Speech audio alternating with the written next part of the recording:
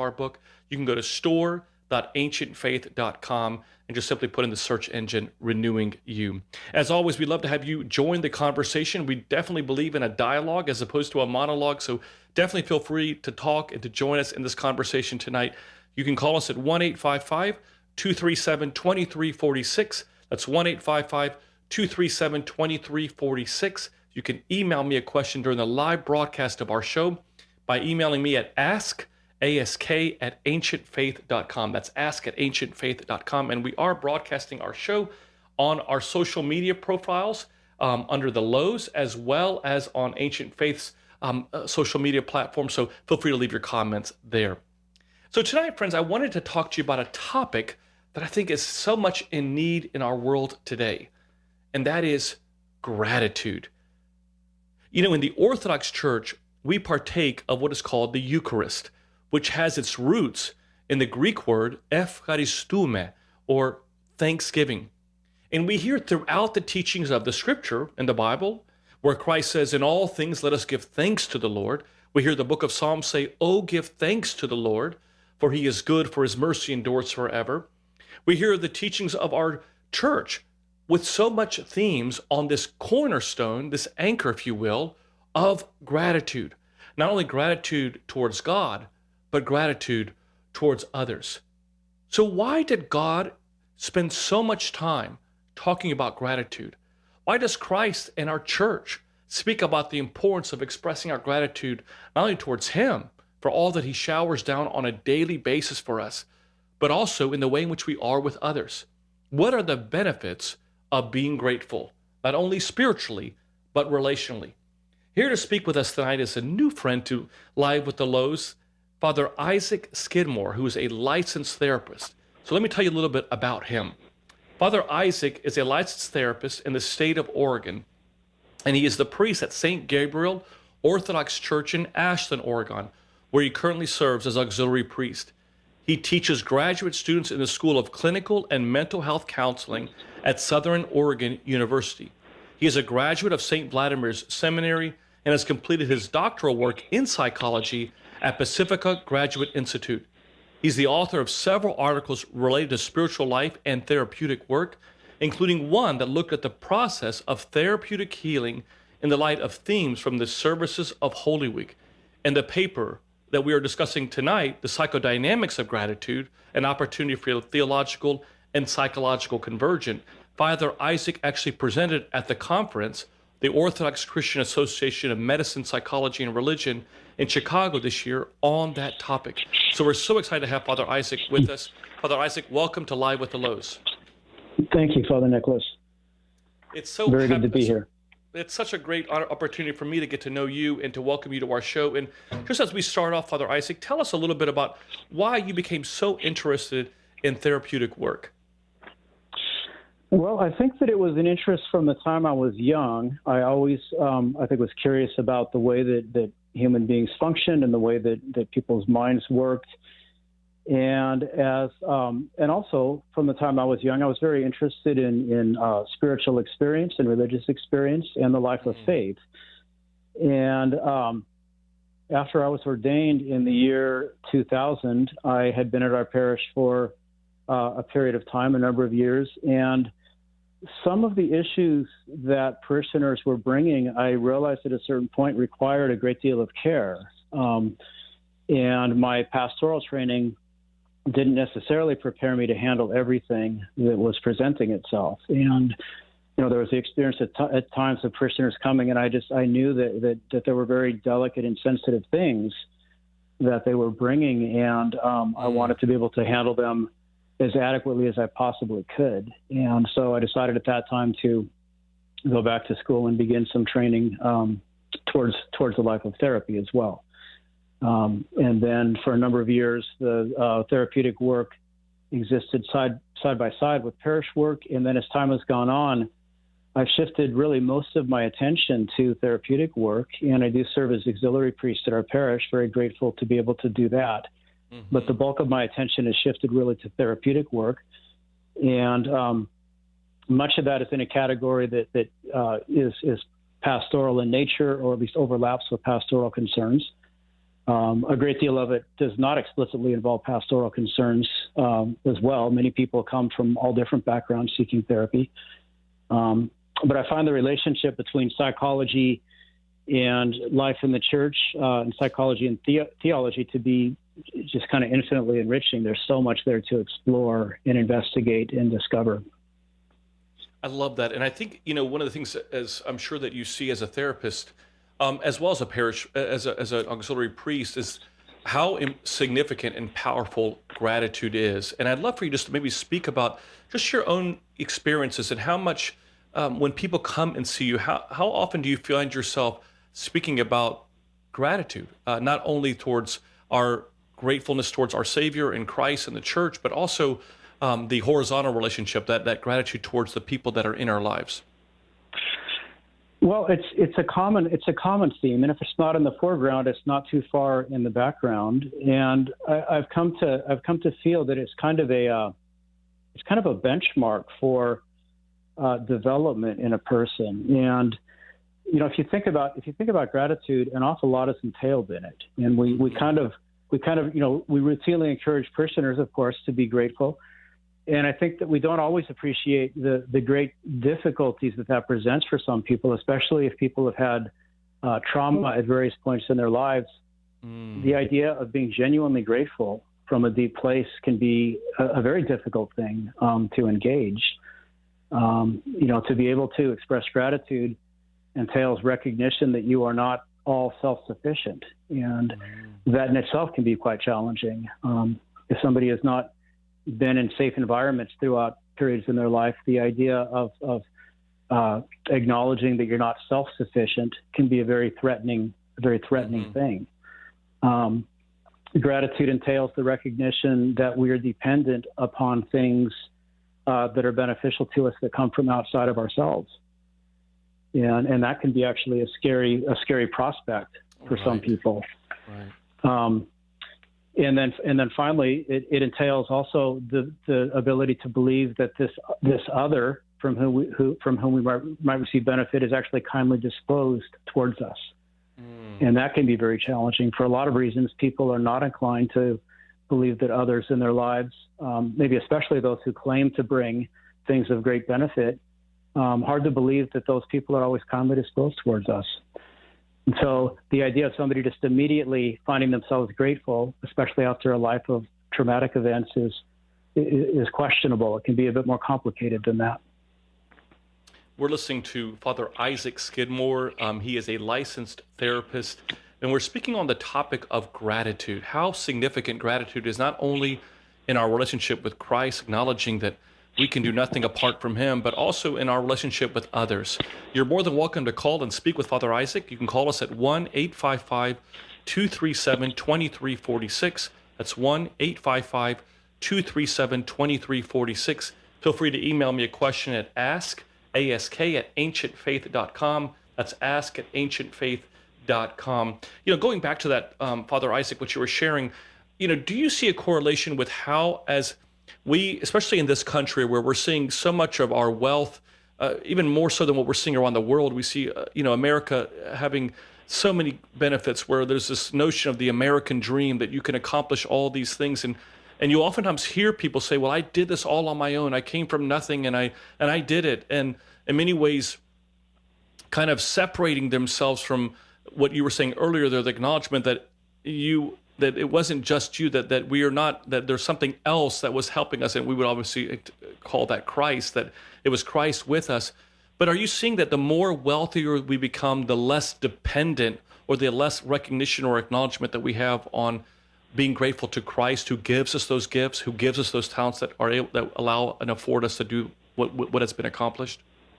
Well, that's an interesting thought, and it may be true. And I think that our society sometimes is kind of, hyper capitalistic. We have a certain understanding of the self as finding value through being industrious and self-sufficient. And the idea of depending on others, and the idea of interdependence, which perhaps has been much more common at other points in history and in other cultures, that's something that I think that we're somewhat allergic to at times, and there may be an eagerness of people to insist that everything they have has been by their own efforts, and Right. the idea of pulling yourself up by your own bootstraps. So I think that applies to our economics and our way of finding value in society. And then on a personal social level, that can pertain to what shows up in our friendships, in our marriages, in our relationships. And then on a spiritual level, I think we get down to the most kind of radical level, the idea that we are not self-sufficient beings. We are not necessary creatures. We're contingent creatures. We rely for our being upon the one who is all being, and we rely on our life for the one who is all life. And that's something that may be very difficult for us to entertain. I think it goes down to the very core. Right. And I think, as you're talking, I can't help but think that sometimes we don't realize the importance of being grateful till we've lost something that meant something so much to us. Would you agree with that? I mean, just in general in life, sometimes until we may have a great athletic skill, or we may, we have a loved or family member that we care so much about, but sometimes we never take the moment to simply just acknowledge how grateful we are to God for the gifts, or grateful to God for the people that He's put in our life, until it's too late, or sometimes until that person is sick. Yeah, I think that can be true. And, I think that I'm happy when I see people succeeding. I think that, I often have people come and they're really good at certain things in life, and I'm really happy about that. I don't at all want to pull the rug out from under them. And yet there are some things that are difficult to learn when we're so busy succeeding. Right. The idea that we are valued and loved in a more unconditional sense is very difficult to discover when we're succeeding 100% of the time. There's no place in that kind of life where we can really get the message that love is not just because we're doing the things that we're doing, or because of our abilities and our strengths. And sometimes when clients come or in the lives of parishioners, they'll have something that feels devastating in some way, and it really is a death, in the sense that what they've relied upon for life suddenly is not available to them anymore. A strength or a resource they were relying upon, or an activity that they were relying upon, is not available to them anymore. And it can feel like it's just the end of everything. And yet, while there is the hope that, as time goes on, you'll be able to rediscover some of that strength, there's an opportunity in that gap to discover something that possibly can't be discovered at any other time. In that moment when the person is not able to do the thing they think is essential in order to survive and to be valued, it's a unique opportunity for them to hear the message of unconditional love in a way that they maybe can't at any other time. We're listening to Father Isaac Skidmore. He is a licensed therapist. He is speaking with us on the theology of gratitude, just how important it is to be grateful in our relationship with Christ and our relationship with others, and how impactful it can be in not only our journey of life, but our walk of faith. You're more than welcome to call us and join us in the conversation. Share with us how you try to be grateful, not only in ways towards Christ, but also to your loved ones. We'd love to hear from you. You can call us at 1-855-237-2346. That's 1-855-237-2346, or email me a question at ask@ancientfaith.com. That's ask@ancientfaith.com. I just want to give a real quick reminder that if you are looking for some daily words of encouragement, as I mentioned at the top of the show, we send out these daily messages by email every day, and they're just meant to kind of encourage you. You can receive them by going to our website, thelouhs.com, and then click on that subscribe button, and all you have to do is put in your email address, and every single morning at 7 a.m. you'll receive one of our Louhs famous inspirational messages, I think, that we hope that will inspire you in all that you are doing in your walk of faith. Father Isaac, kind of getting back to the topic of how when people come to your office, how do you begin to develop a lens by which people look at and look for being grateful? Can you kind of share us how you approach that with your clients? I think that the first stage is really establishing trust, and when somebody comes into the office, there's a great deal taking place even beyond the words that are spoken, and there's this development of rapport, which includes people on a deep level answering questions like, "Am I safe in this environment in particular? Is this person I'm sitting with somebody who is of goodwill towards me?" And I think that as that trust begins to develop, then there is the capacity for a client or a parishioner to begin to let down some of the guards that make gratitude difficult. There's the ability for the relationship to become more reciprocal and more honest and more candid. And I think that it's out of that expression of trust that then there can be genuine expressions of gratitude. And so I generally don't find myself just advising to somebody, just go out and start being grateful for things, although there can be a place for that. But I think though that for that to be effective, it takes place on that foundation of something going on deeper in the heart, which really is about trust, being able to acknowledge that you're the recipient of something that you can't just provide for yourself. And then out of that, there can then appear genuine gratitude. I love that. I so love that. Let me ask you this. Why do you see it as an important moment when that client expresses gratitude? Because I think it indicates that a lot of important things have taken place to make that possible. It says something profound about the level of trust that has developed beneficial towards themselves, and that they believe that they've been the object of care.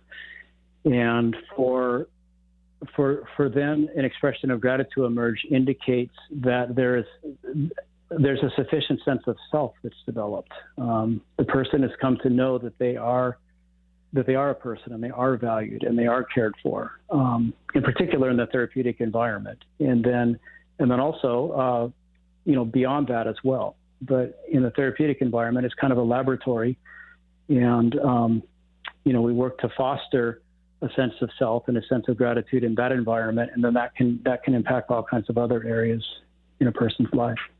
I love that. So let me kind of just build a little bit on this. I mean, when you're dealing with a client and maybe sharing with us, if you're dealing with a couple that's come in, how often would you say that the lack of feeling appreciated or valued by the spouse, is that an area that causes so much stress that you're seeing in the couples that come to you? I think partners in a couple, it's often not the issues themselves that are the problems. Right. It often is just that they don't feel like they're being heard by the other person. And so, what's missing in that case is often just a simple act of validation. And one thing I like to do with couples is have them practice just kind of echoing the essence of what they're hearing the other person say. Yeah. And I tell them to bracket the question of agreement or disagreement. And so I might kind of give them the formula. They can start a sentence and say, whether we see eye to eye or not, here's what I'm hearing you say. And then they echo back what they're hearing the other person say. And so, bracketing the issue of agreement or disagreement. And sometimes after a few rounds of that, problems that a couple has had almost momentarily go away. They in other words, they're not really concerned about reaching agreement. They just want to know that for once they're being heard.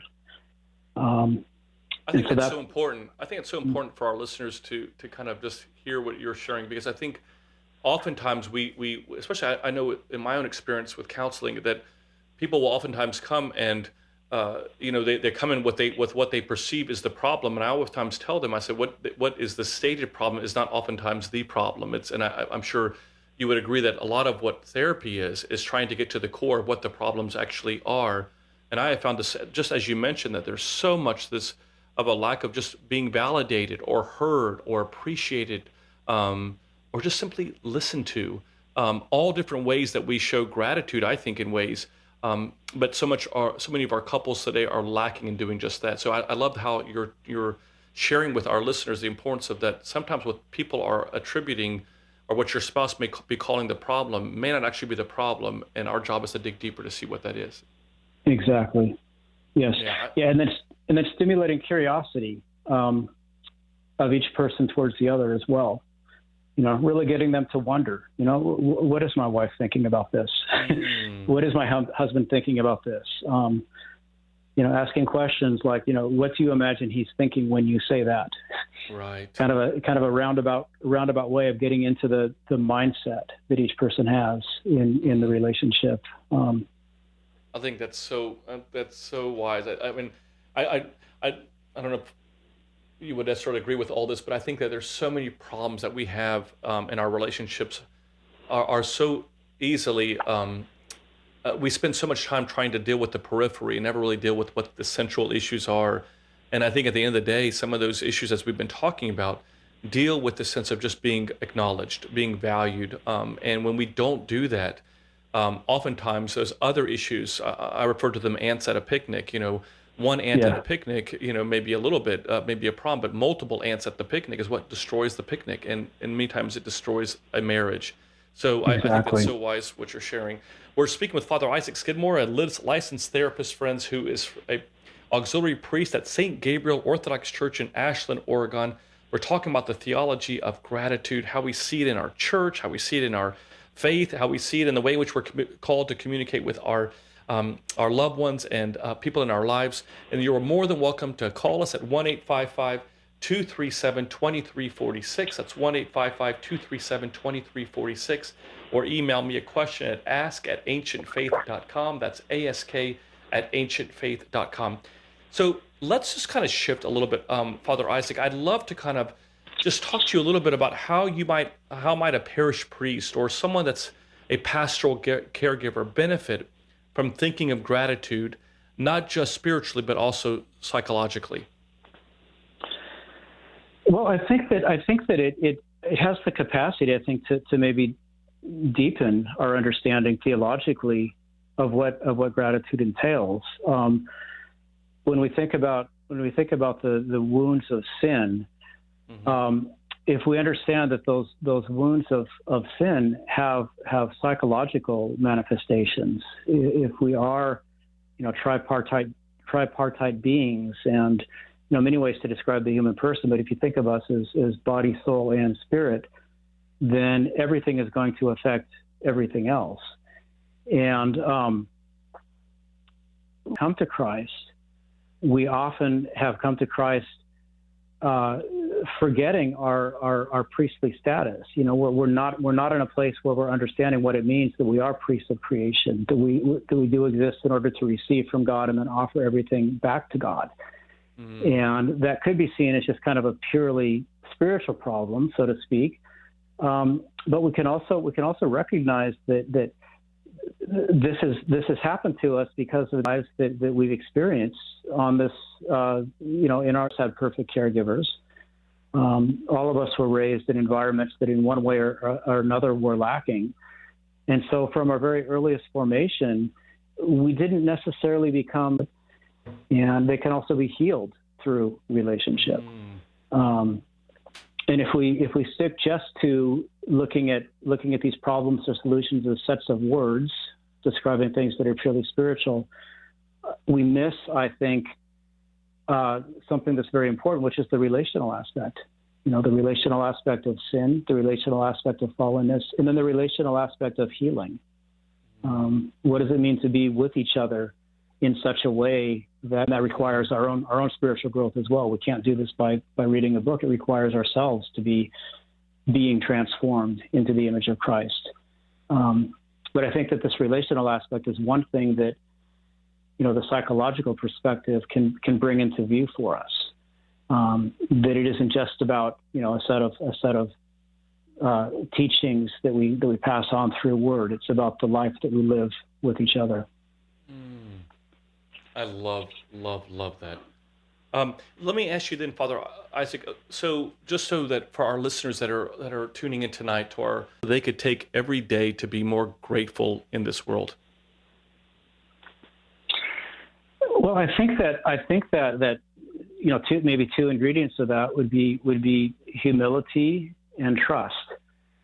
And along with that is a sense of safety. And I think that to the extent that we may lack the ability to feel, this is going to sound kind of strange, but lack the ability to feel safe in the presence of God.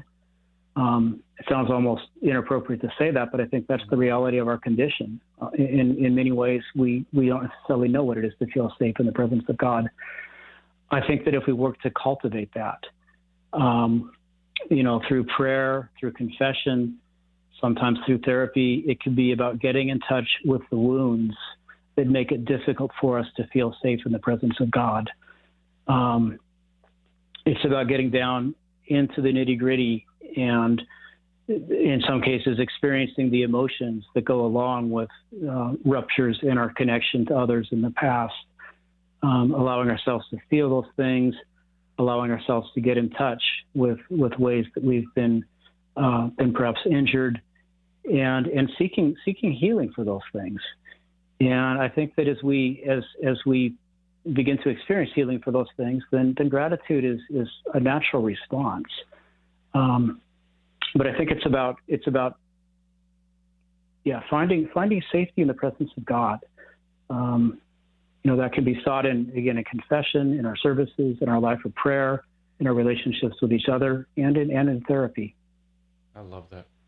So, do you? When you're as a therapist, as well as a parish priest, or an auxiliary priest, I think there's so much of a debate about, does the church provide all the tools for us to grow and in its health of its parishioners? What is your response to that? I think sometimes people just think that whatever the church has, that's that's sufficient for everything. But do you have a response to that point? I think that's kind of an open question, to be honest. I think that somebody could say that in theory we would be inclined to say that the church possesses everything, and yet when you think about our own capacity to understand and then apply the teachings of the church, I think that we all have so much to learn. And I think that in that process of learning, we allow life to instruct us. And one aspect of life is the psychological perspective that is in fact part of our historical development, gives us a chance to understand and see things in a particular way. And I think that there are times when we'd be remiss to not avail ourselves of those resources.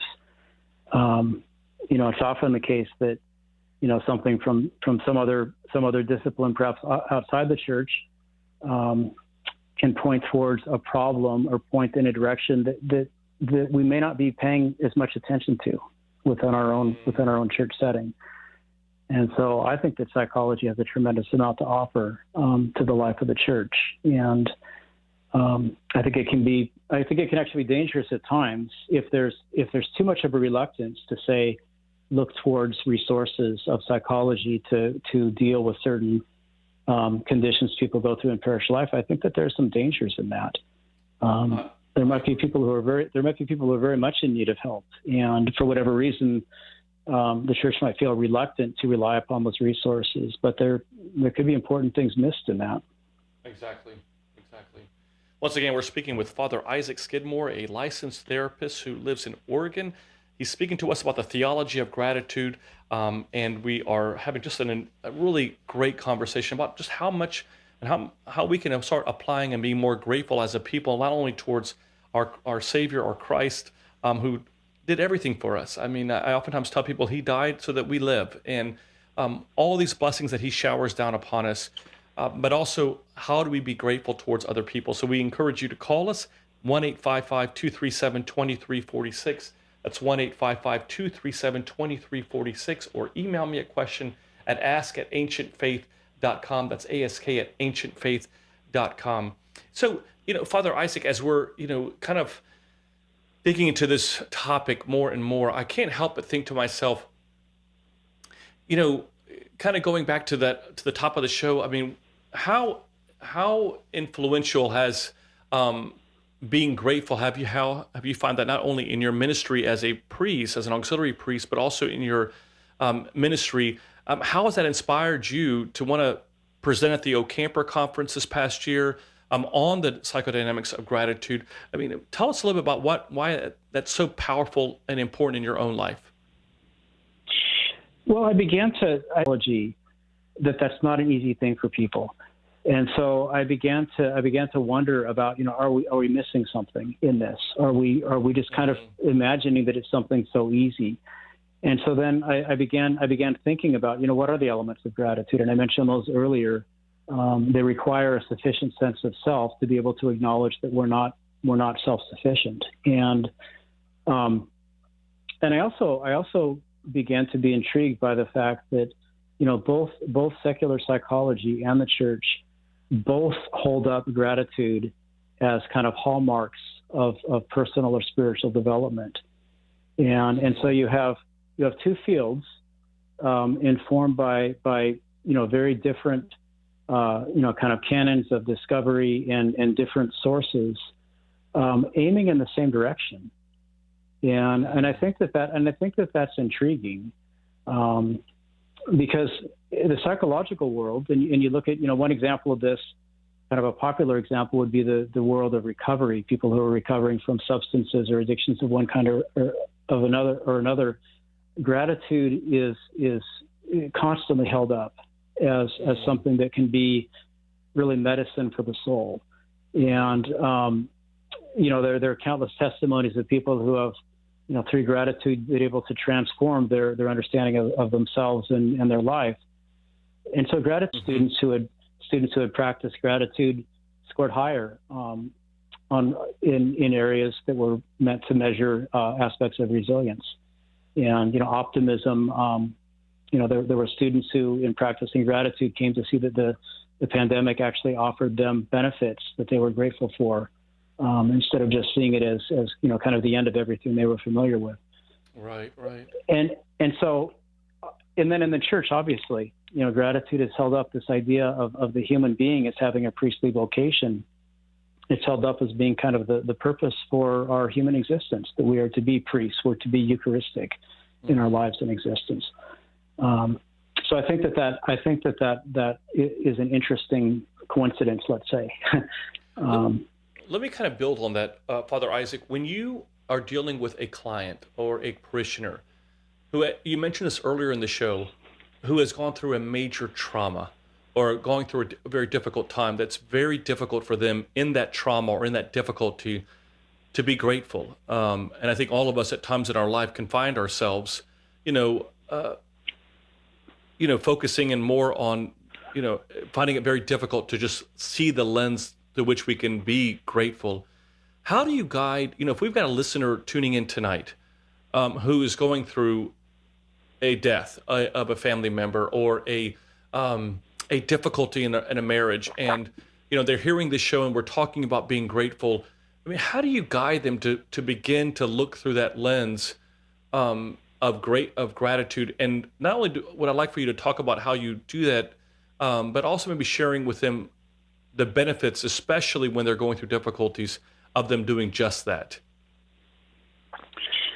Well, I would encourage a person, first of all, to seek support from someone. Seek support from your priest. Seek support from caring parishioners. Seek support from a competent therapist, somebody that you can talk about these things with, and hopefully that's somebody who will not just tell you it's time for you to start looking at this from a grateful perspective. Hopefully the first thing that will happen is some degree of validation, where they'll be able to acknowledge along with you that what you've experienced is incredibly hard, and that it's incredibly difficult, in some cases unfair, and that in many cases anger is an entirely appropriate response.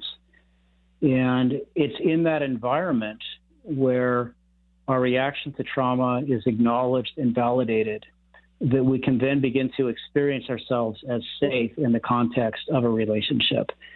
And in experiencing ourselves as safe in the context of that relationship, we are already beginning to look beyond the perimeter of the trauma that we've experienced. We're already beginning to recognize that Our trauma is one event within a context that is larger than just that one event. That there are settings in which we can experience care.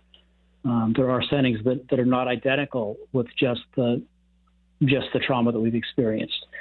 And it's in that larger context that then we can begin to experience gratitude. And how difficult, I mean, I was going to say, just how difficult is that? Do you find that, I mean, I would imagine that you would probably be encouraging your clients that it's a daily, ascesis, it's a daily practice that one does. Would you agree? Yes, I think so, and I think that may be one reason why we're encouraged to confess on a regular basis. Is the understanding that relational context is so important, and it's really there that we can encounter the presence of God. If we remain just within our heads, if we remain just within our ideas, we can become entrapped, and our lives as they are defined by trauma, that remains kind of our sole definition. That remains our frame of reference. And it's by interaction with an other, someone who is supportive and caring, that we can come to understand that, again, the trauma we've experienced is not, in fact, the whole world. It's tragic and all the rest, but it's not the end of the story. And I think that's beautiful. Go. No, please expound on that. I'm sorry. But no, I think that's again, one of the reasons that confession is emphasized as being important is because that's a context where we can experience that. By no means do I believe that's the only context. You and I are both do a great deal of work in counseling. I guess for me, how do you talk to or share with the priests that maybe show this evening, or those that are have a loved one, the importance of getting some psychological help and knowing the beauty of that benefit of finding and I'm not talking about just any type of psychological help, but finding the right kind of guide. I mean, how significant and how important can that be in someone's life? Because there's oftentimes there's a taboo with therapy and psychology and religion. There's this kind of oftentimes, especially in the past, where there was this division that would take place between why would one need psychology. Can you just kind of enlighten us on why you think that as a priest and a counselor, why that's so important? Well, I think that it can be vital. There are many times when parishioners may be going through difficult things, or family members may go through difficult things, and our first instinct may be, I can help them. They're in my family, so I can help them. Nobody's closer to this person than I am, so I can help them. Or I go to I'm a parishioner with this person. I care for them. I can help them. But for a lot of reasons, you may not be the best person to help that person. You might be too close to them. In fact, you might be identified with them in such a way that there's not really enough room for you to provide objectivity at points where objectivity might be necessary. You might be part of the network in which they've experienced trauma. What's beginning to come into view is the idea of parish priests becoming familiar with therapeutic resources in their community. And I think it's really helpful if clergy can acquaint themselves with therapeutic professionals in the area, gain some understanding of how these professionals work, community of therapists in the area, then it's going to feel very scary to do that. They're just sending someone out saying, go, find a therapist and call someone and begin seeing this person. If they have no sense at all of what where they're sending the person, that can feel, very threatening. Well, right. And, and unfortunately, when, we oftentimes talk about this in the church world, is how significant the village is, and increasing that village, the village that of the church, how beneficial it is to be engaged in the church, to be as St. Basil calls the church, the hospital, to be actively involved in that, but also for the parish priest to have resources to help that parishioner, that family member within the community, to create and expand their own village outside of just the church, to get the resources they need. Because I think it's so important. Many people are battling so unnecessarily with things that probably if they had the right village around them, would be so much easier to journey through it. Like we heard this past Sunday in the gospel reading of the paralytic, it was the four friends that brought the paralytic. And do we have people that are able to kind of bring us to the presence of Christ? We have that kind of network of people, and it's so important that we do have that, because its impact can be really in many ways it can hinder our ability to be the people that God yearns for us to be. With the waning moments of our show, Father Isaac, I did want to ask. You mentioned earlier how this can be going on inside of someone. Then our efforts to encourage them towards spiritual growth can often be thwarted. Mm-hmm. You can imagine if you were asking, if somebody was giving you directions and you believed that person did not have good intentions towards you, you're not going to be able to receive those directions.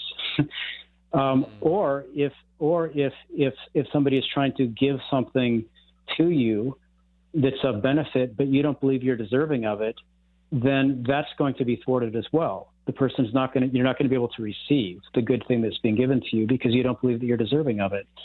And I think that, the church has resources to affirm us in both of these areas. The church assures us that through the coming and the life and the crucifixion and the resurrection of Christ, that God values us.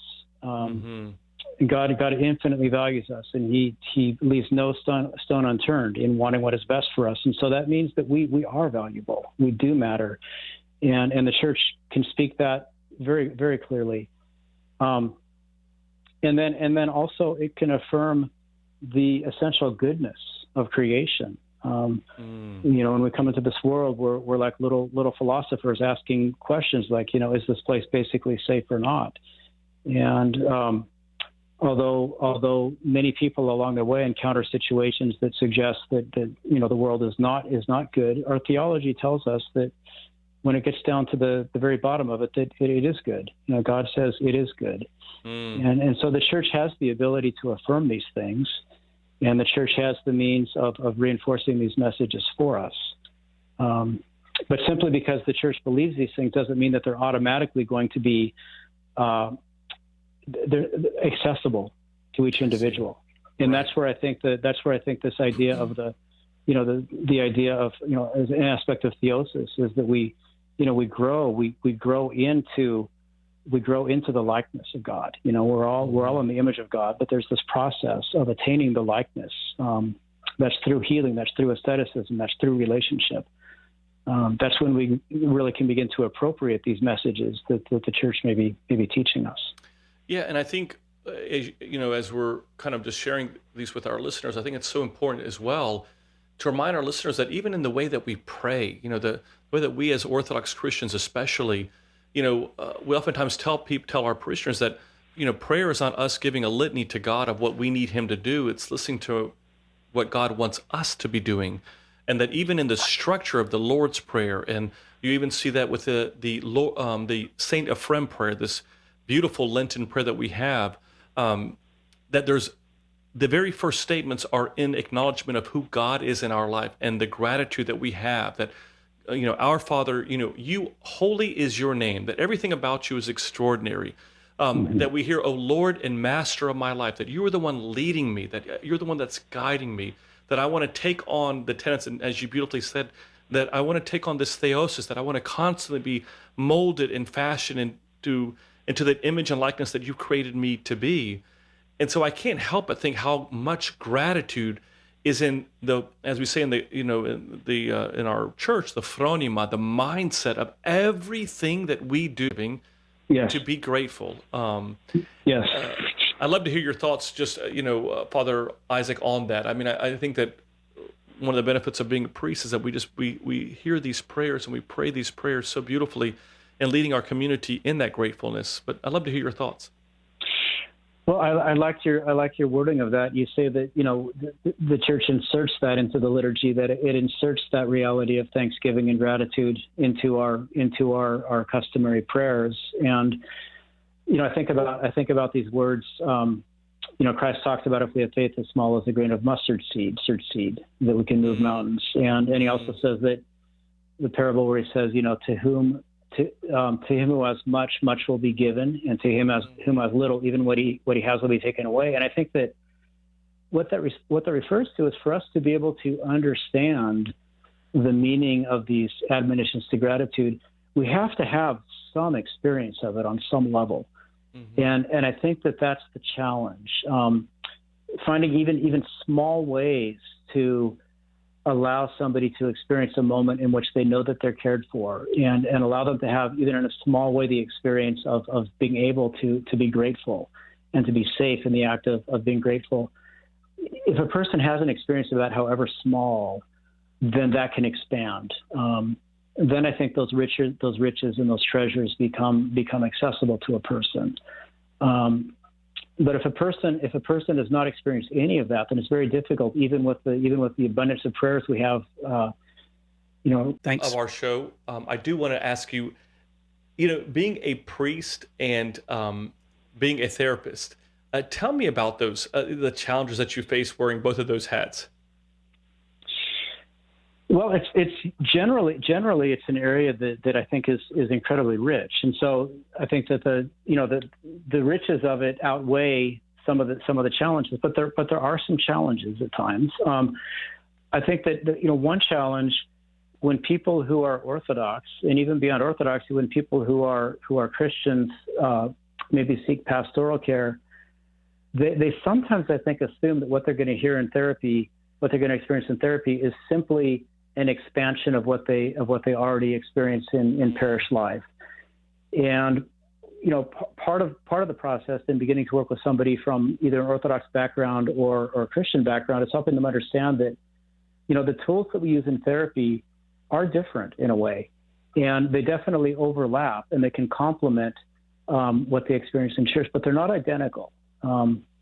It's pretty rare that what takes place in therapy is exactly identical to what they might receive in a parish setting. Right. Psychology does have some kind of different ways of looking at things, and it wouldn't be therapy if those were abandoned just because somebody was from a tools, and that may in fact be exactly what they need, and they may not may not necessarily seek that out, but sometimes that can be very beneficial to get this different perspective on things. I love that. Father Isaac, it has been such a pleasure to have you on our show, and just sharing with us your wisdom on the importance of gratitude. Thanks so much for being with us, and I hope that you'll come back to our show and to be with us. We really appreciate it. I'm very grateful for this. Thank you for having me be part of this show. I appreciate it very much. Absolutely. In our final moments, friends, I just want to encourage you, as Father Isaac beautifully shared over the last hour, about the importance of us being grateful. I think two of the most powerful words that we can share is thank you. Thanking not only God for all that he gives to us, but also thanking the people that God has put in our life. Life is so fragile, and sometimes we may not realize just how significant and how important the people in our life are in our life until either something has happened to them or something's happening to us. So during this season of Great Lent, I want you to add this. I want you to add a quality of being purposefully grateful in all that you do. Remind yourself that our praises should always outweigh our complaining. Our praises to God, our praises to people should always outweigh our complaining. Because I think for too many of us, we've allowed the opposite to happen, where we spend so much time in our words and our speech and our thoughts complaining as opposed to thanking, simply by saying those two powerful words of thank you. I also want to take this opportunity to thank Bobby Maddox and Elijah for producing tonight's show. They are doing a great job while our Matushka Trudy is taking some well-needed break. I also wanted to tell all of you, as I did at the top of the show, don't forget to be part of our social media platforms, to join us on our Facebook, YouTube, and Instagram pages. They are absolutely opportunities for you to kind of see what we're doing all throughout the week. And also you can find out about our sermons that we have. We have all of our sermons archived on the Louhs YouTube channel, so definitely subscribe to that. And if you're wanting to receive our daily inspirational messages, please do so right now. Go to thelouhs.com, click on the subscribe button. All you have to do is simply put in your email address, And tomorrow morning at 7 a.m., you'll receive one of our daily messages. Next Tuesday, we're having a very good friend of mine, Father Stavros Agotiranakis, who's going to be on our show next Tuesday at 8 p.m. He's the parish priest at the Greek Orthodox Church in Tampa, Florida. He's going to be talking to us about his book on Great Lent. It's going to be an opportunity for us to just simply talk about Lent as we're passing the midway point through Great Lent, hopefully to inspire all of us in our walk of faith. So you don't want to miss out on that show. So God bless you all, everyone, and stay strong in your walk of faith. Father Nick and Dr. Roxanne are the authors of the book Renewing You, a priest, a psychologist, and a plan, which can be purchased at store.ancientfaith.com. Their daily inspirational messages can be found at thelouhs.com/subscribe of Ancient Faith Radio.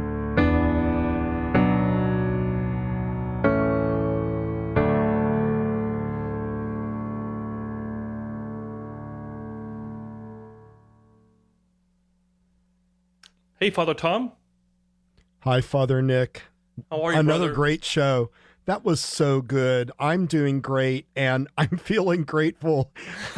Honestly, I know that sounds kind of corny, but I am really grateful for your show and for everything that we do at Ancient Faith. And I love the topic because sometimes it's so easy to look at the things that are negative and kind of Absolutely. get down on life and just realize that there's so many things to be grateful for. And it becomes like a spiritual battle, I think, for us too, to just kind of focus on the negative, the darkness. And, you know, I always tell people when I was in college, I went to, I thought for a moment that it was in a moment in my life where I thought I'd be a news anchor. And I went to go visit an internship at the local news station. I'll never forget what they said. I said to them, "How do you guys figure out what the news is?" And he said to me, "Well, Nick, whatever bleeds, leads. Whatever bleeds, leads." And I thought, you know, that's just how our world is. We're so focused on the darkness and the negativity. And this, as Father Isaac beautifully stated, the importance of being grateful. I'm really excited about your show because I think this is something that so many people struggle with, shame, and really excited to hear about from Father Stephen about his brand new book. So I definitely will be tuning in. Yeah, this is going to be an interesting one and a little bit of a tough one, but I'm hoping that it will be enlightening for all of us because, you know, on the one hand, there is obviously a purpose to a kind of healthy shame, but on the other hand, it has done tremendous damage when it's toxic in people's lives, and it does a kind of an ongoing damage to people's psyches and to their lives. And so really looking forward to Father Stephen. He is such a beloved author and speaker. Yes, and he is. This is going to be a really good one. Well, I'm tuning in, brother. Thanks so much for all that you guys do. All right, here we go.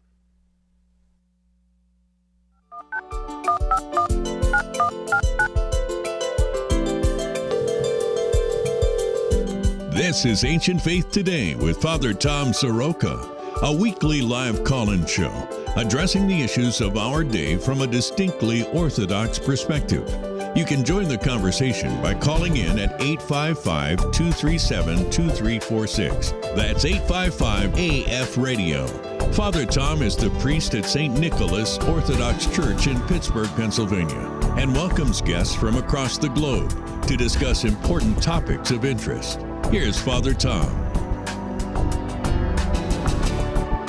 Welcome to Ancient Faith Today Live. This is Father Tom Soroka, and I'm so glad that you're with us this evening. We'll be taking your calls in a bit at 1-855-AF-RADIO. That's 1-855-237-2346. Bobby Maddox will be answering your calls tonight, so please make sure to turn the show volume off before you come on air to send us a text. You can also call us at 412-206-5012. That's right, you can send us a text letter to 412-206-5012. To participate online, the show is now being streamed live on the AFM Facebook and YouTube pages, and you can make a comment there. And of course, you can always send us an email at aft@ancientfaith.com. So let's get started. The word shame is a constant presence in the scriptures. Right from the beginning of the biblical narrative, Adam and Eve are presented as naked and unashamed. Then they disobey God and they hide their nakedness. In the New Testament, Jesus uses the word shame, and he says, "Whoever is ashamed of me and my words, of him the Son of Man will be ashamed when he comes in his own glory, in his Father's, and of the holy angels." The writer to the Hebrews wrote that Jesus endured the cross, despising the shame. And in our own human life, children reveal a kind of innate expression of shame when they've been reprimanded because they know they've done something wrong. And in a negative sense, shame is wielded as a weapon online today when people are publicly shamed and then they're canceled. Shame is this deeply embedded notion in the human experience, and frankly, no one is immune from its effects. So, what exactly is shame, and how do we deal with it in a Christian manner? Here to discuss it is one of Ancient Faith's most beloved authors, Father Stephen Freeman. Father Stephen is pastor emeritus at St. Anne Orthodox Church in Oak Ridge, Tennessee. He was educated at Furman University, Seabury Western Theological Seminary, and Duke University. He's the author of the popular blog, Glory to God for All Things, and the podcast, Glory to God on Ancient Faith Radio. And he came out with a new book, Face to Face, Knowing God Beyond Our Shame, which is published by Ancient Faith Publishing. And of course, he's also the author of the popular book, Everywhere Present, Christianity in a One-Story Universe. Father Stephen Freeman, welcome to Ancient Faith Today. It's a joy to be with you, Father Tom. I hope my volume is okay. Bobby's got me sorted out. Sounds perfect. Very good. He does. It sounds really good. And thank you for joining us tonight. This is tough, Father. And, you know, your book is, you're very vulnerable in the book. You talk about your own life experiences and your struggle with this topic and also your experience of it.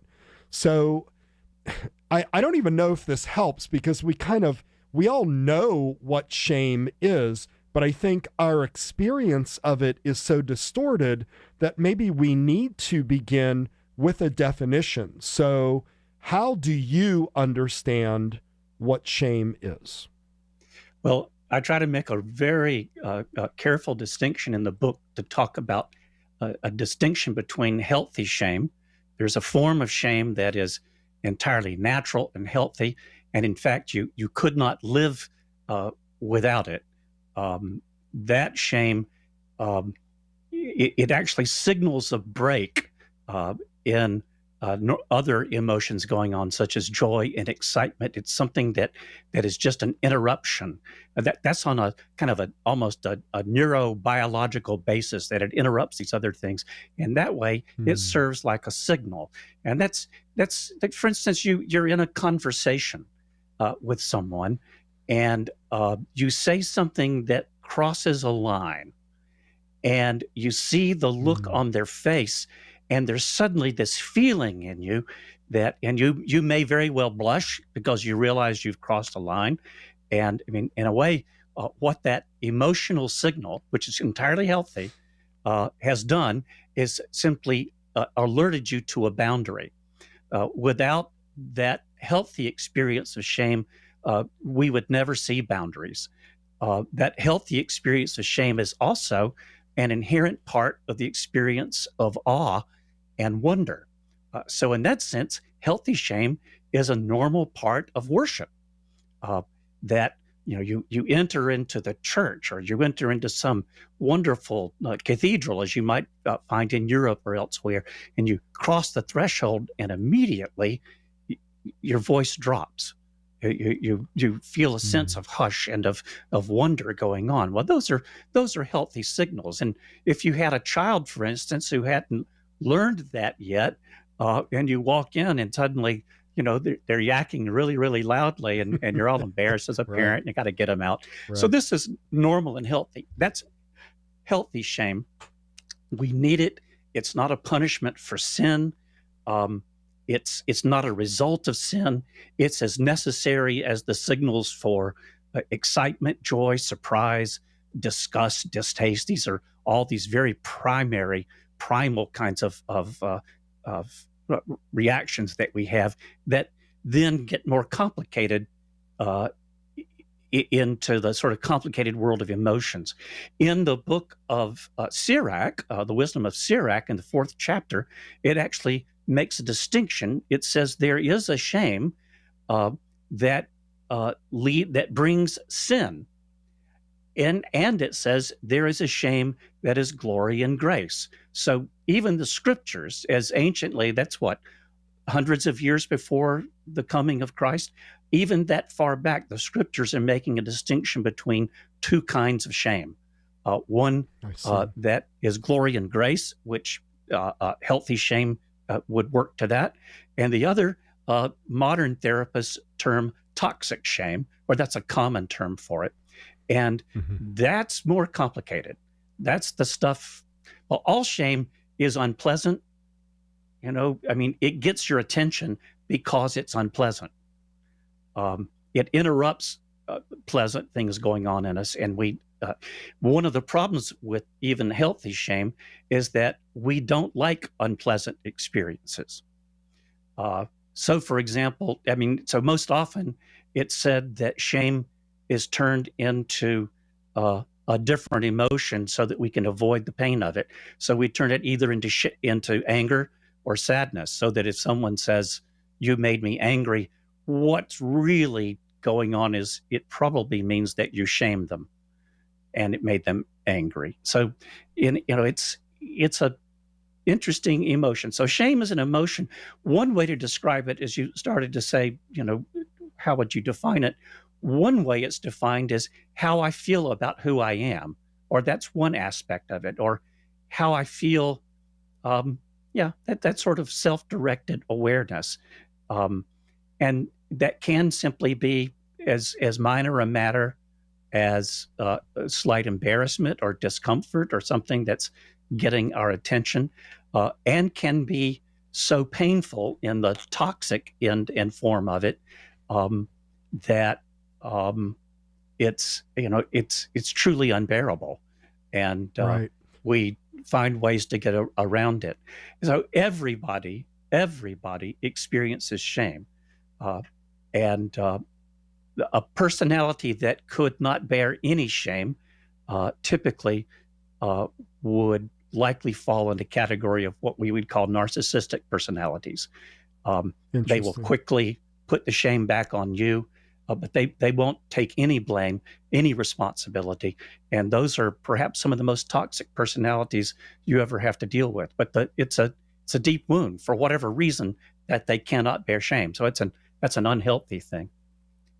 So, Father, just talking about shame and giving examples of it, as you said, there is this wide variety. There is toxic shame. There is the sort of the purposeful shame. There is this interruption of feeling and thought that something wrong happened, something bad happened, something inappropriate happened.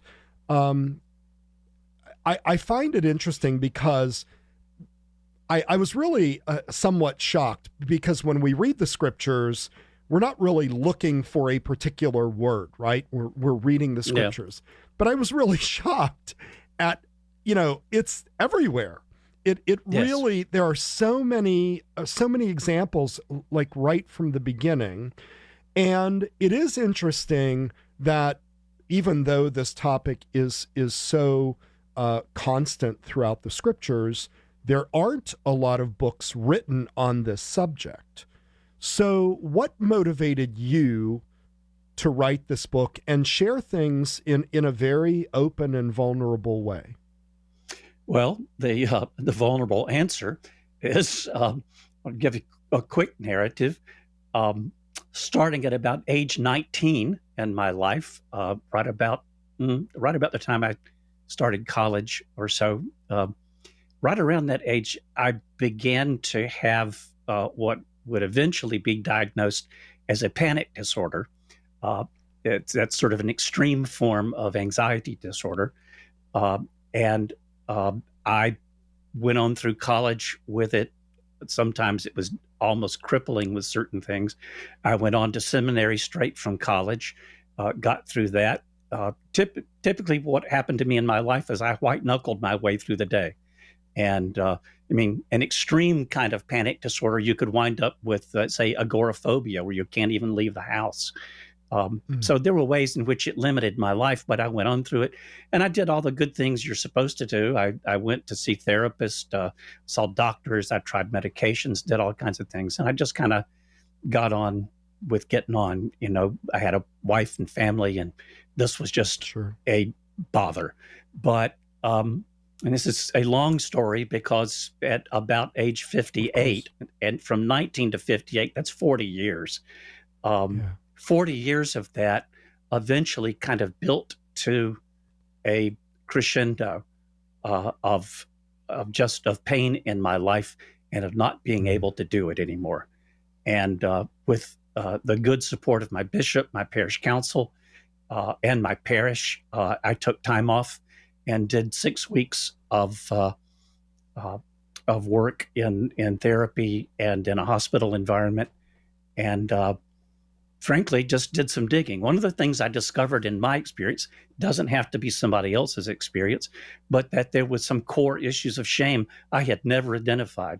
I mean, I knew about shame. I could probably have taught classes about it, but that's not the same thing as recognizing what's going on in your life. And it, in the course of that intense time, I've sometimes joked and said, occasionally you have to get sick enough to get well. And so at that certain point in my life, the questions, I don't know, the questions were large enough that I was able to hear the answers. And I identified some issues of shame, and it was a tremendous breakthrough. There were a lot of other things, and some good therapy techniques and things with that. I wound up, for instance, for years, I had not been able to get on an airplane and fly because it was an automatic panic attack. And so I couldn't do it. After that, I got on a plane again that summer, and without any problem. That was in early 2012, and I've flown all over the country. As you know, I travel and speak. Right. I've flown to Europe a number of times, and without any problem at all. And that's, if you will, sort of the tip of an iceberg of something that would have been a terrible trigger in my life, to say how effective identifying and working through shame issues was in my life. And I actually, as I started studying, because for me, if it's real and it's true, it must have a theological basis, because theology is real and true. That's just how I think. And I really started digging and asking questions. The one place I saw a lot of writing about shame was in the writings of St. Sophrony, as well as in the writings of the elder Zacharias of Essex, who is probably his primary interpreter and disciple there from that same monastery. I had opportunity early on in this to go over and meet with Father Zacharias and speak with him in depth about the topic of shame and how he understood it and what Sophrony was saying about it. And it was just tremendously helpful and kind of sped me on my way. One of the things I discovered, interestingly, is that you can find shame, like, for instance, the 4th chapter of the Ladder Divine Ascent is primarily about shame, and it's a really wonderful chapter. But oftentimes, when the fathers are writing about shame, in a positive sense, it's simply under the term humility, because humility is really nothing other than our ability to kind of bear the nakedness of our being in the presence of God. It's what Adam and Eve refused. Yeah, well, I do want to go there in terms of the biblical narrative, but I want to dig just a little bit, if you don't mind, because Sure.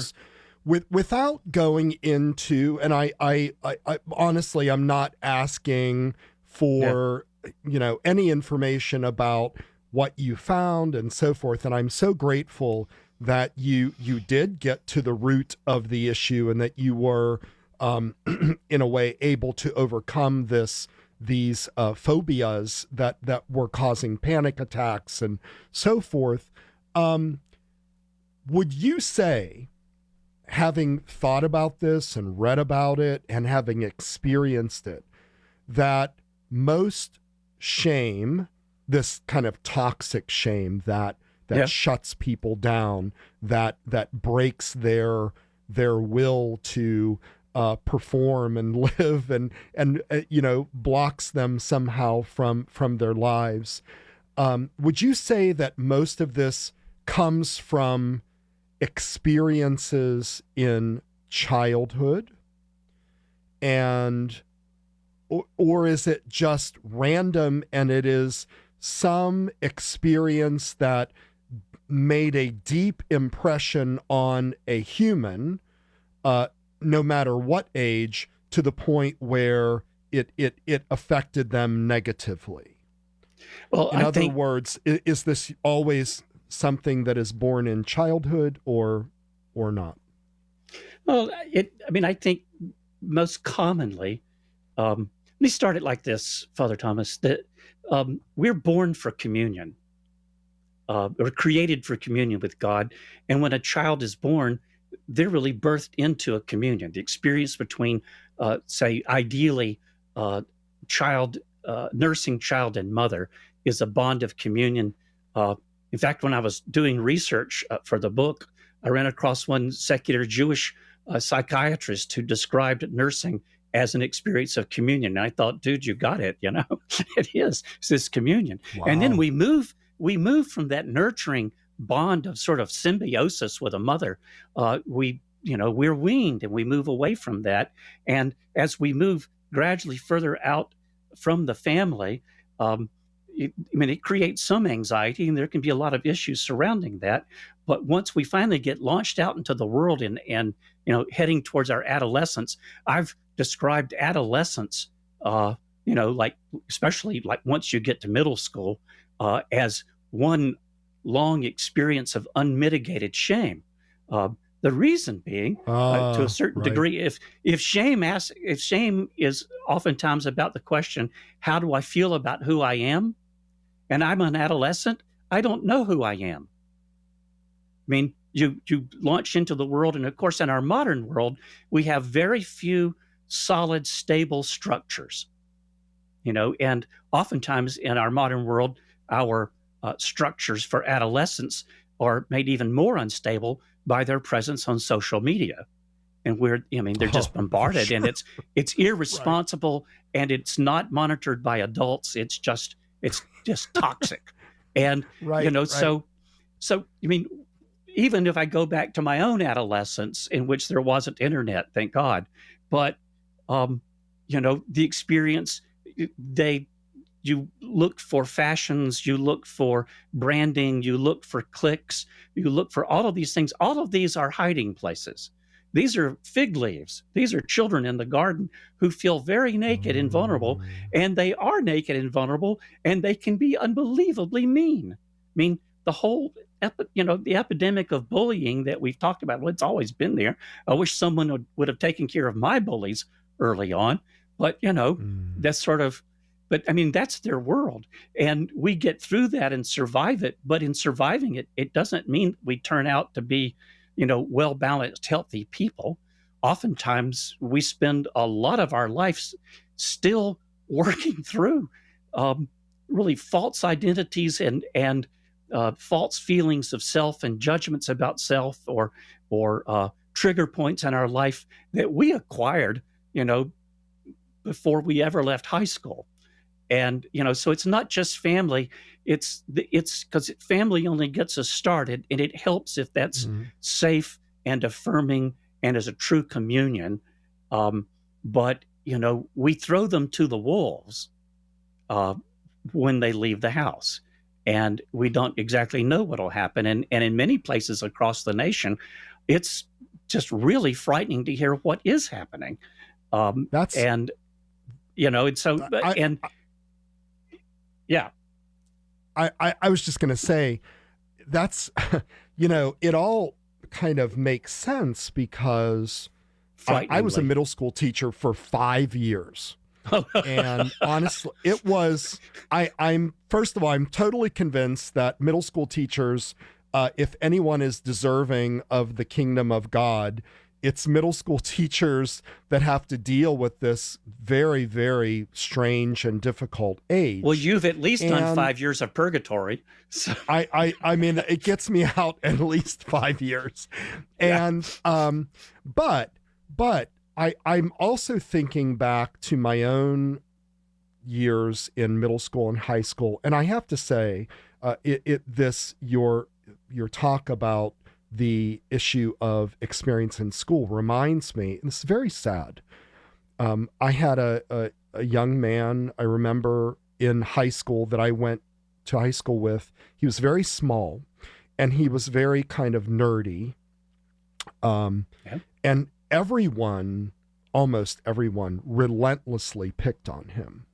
Yes. And I always wondered what happened to him. And then I'm in this Facebook group of my high school graduation class. And I was very sad to read about 10 years ago, he took his own life. Yeah.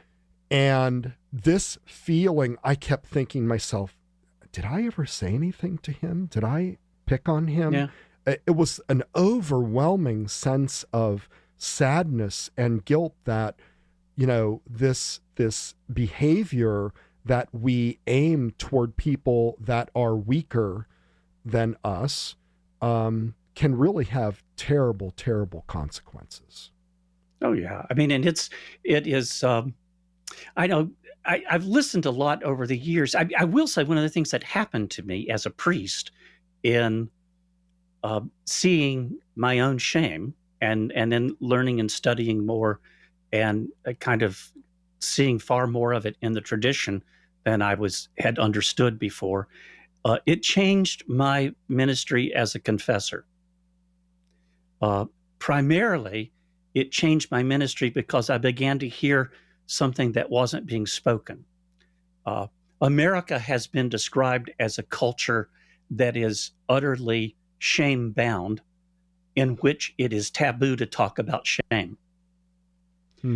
People don't have much of a vocabulary for it. People talk about it now, but they talk about it as something that is always bad, which is not true, and always toxic, which is not true.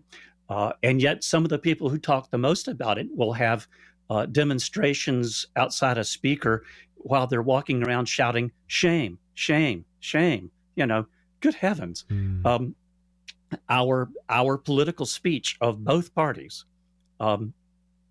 has become increasingly toxic over the last number of years, and is almost now it's just a shame contest. No one's saying anything rational, but working at shaming the other side. And that's, which is one of the ways to explain why we're so angry. Since shame is most commonly morphed into anger or sadness, there's almost no way we're not an angry people. And we're not speaking to each other, and it's breaking relationships. It becomes so toxic. I mean, there's families breaking up over this. It's hurt parishes. It's very, very difficult. And That's fascinating. I started writing about this more or less in the year that I began, kind of writing about it on my blog, little by little, as I understood more of it. And that really became the cause for ultimately writing this book. About 4 or 5 years ago, people everywhere I went, without lecturing or doing whatever, I just kept getting requests on the blog and in person. You've got to do a book about this. And so I probably threw away 5 versions of this book that I've never had such hard and difficult writing to do, partly because it is vulnerable, and if you don't put yourself in it, you really almost have no right to talk about shame. I mean, your own, if you model vulnerability, because to talk about shame is to be vulnerable. It just is vulnerability. And so to talk about that, it's almost, you have to be able to be willing to share some of your own vulnerability. I mean, to be healed from shame, the first thing a person has to have, and I know this will sound really catchy, but they really do have to have a safe place. That is, someone who will hear what they're saying and not judge them, hear what they're saying and love them, hear what they're saying and genuinely care about them. If a confessor doesn't care for you, doesn't love you, and isn't supportive of you, then he's not a confessor. I mean, that's not confession taking place. And I mean, and I would say canonically, it is a great sin for a priest to judge anyone in confession. Right. We should not have those thoughts. So it's, I was going to say that the sad thing is you're talking about, you need a safe place to open up and tell the truth and without judgment. And I hate to say this, but you could all, I'm going to say it. You could almost do a part 2 book on the toxicity in some churches, right? In other words, the last place you could go to feel vulnerable and open and honest is church, because there is sometimes there are power struggles, there are bullying, there is turf wars, right? There is sometimes there is sometimes they even eat priests. Oh, sure. And I mean, you get us all together and let us start talking. And I let's not let the priests off the hook. Sometimes priests can stir it up. Oh, I've been eaten by brother priests. Well, and St. Basil warned us about this. If you give up meat, don't devour your brother. It's funny. I've for years said that I wish church was as safe as an AA meeting. Someone said, well, why are AA meetings safe? I said, well, that's because before someone speaks in an AA meeting, they say, hi, my name's Bob, and I'm an alcoholic. And everybody goes, hi, Bob. I was thinking, imagine in church if somebody said, hi, my name's, Constantine, and I'm a sinner. And everybody said, hi, Constantine. Right. I mean, the truth is the reason the church can be toxic is because, I'm convinced of this, is because we're so much a collection of shame that is not being attended to. I mean, the thing that makes me toxic to others is usually me acting out of my shame. And so that, there's some out there whom I call the border collies of orthodoxy, out on the internet, and golly gee, if they find you guilty of some kind of sin or something like that, they'll just eat you, or any violation of the canons or some strict interpretation of the canons, they'll just eat you and nip at your heels. And self-appointed border collies, usually not priests, but will gladly correct a priest and feel really good about it. This is a result, and I don't mean just to psychoanalyze them, but it is. This is a result of unattended shame. It's like, I don't have to deal with what's wrong with me so long as I'm dealing with you. And and so in fact, I just finished an article this week on the blog talking about identity problems. Orthodoxy is not an identity. It is a way of life. Early on, in fact, I've got a chapter in my book on the shame of conversion. The shame converts like me kind of experience coming into the church. And I also talk about the shame of cradle Orthodox in reacting to converts as they come in. We shame each other. But, there's a temptation to be hyper Orthodox. So then you'll be really, really Orthodox because you're not actually certain of your own orthodoxy. I remember somebody another priest when I'd first come into the church back in 98 somewhere. And I had left, a whole career as an Episcopal church and left a lot of things to become Orthodox. And a brother priest, in talking about things that year, said something to me about, well, when you become Orthodox. And he meant by that sort of when you acquire an Orthodox phronema, but we weren't talking like that then. But anyway, but the way he said that, I remember at the time just seething inside of me and saying, what the heck do you think I've just done? Was that chopped liver? But and if I'd have taken it out on him,